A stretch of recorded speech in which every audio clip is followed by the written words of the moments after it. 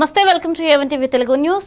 Kuppam municipality పరిధిలోని బేటరాయస్వామి కొండలో తమిళ పెరటాసి మాసం 3వ శనివారం సందర్భంగా భక్తుల సందడి నెలకొంది.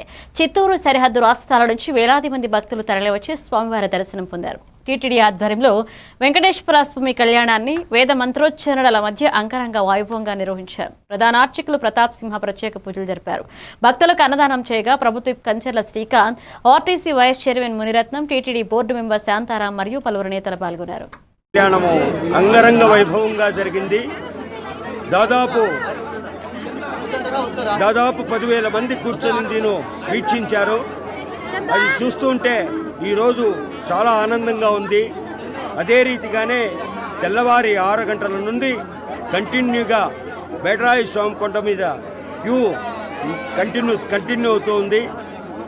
దాదాపు 30-40 వేల మంది ప్రజలు ఇక్కడ స్వామిని దర్శనం చేసుకున్నారు. కళ్యాణాన్ని కొంతమంది వీక్షించి కొంతమంది వెనుదిరిగారు. అయినా ఈరోజు వెంకటేశ్వర స్వామి కళ్యాణానికి ప్రజలు తండోపతండాలుగా వచ్చి స్వామి యొక్క కృపకు పాత్రులై తమిళనాడు, కర్ణాటక, ఆంధ్ర ప్రజలందరూ కూడా ఇక్కడ విచ్చేసి స్వామి కృపకు పాత్రులై స్వామి యొక్క దర్శనం చేసుకొని తీర్థప్రసాద వినియోగం తీసుకున్నారు. వారందరికీ సదా శ్రీ బేటరాయి స్వామి అనుగ్రహము వచ్చిన భక్తాదులకు, లోకానికి, ప్రజలందరికీ మంచి జరగాలని కోరుకుంటున్నాం.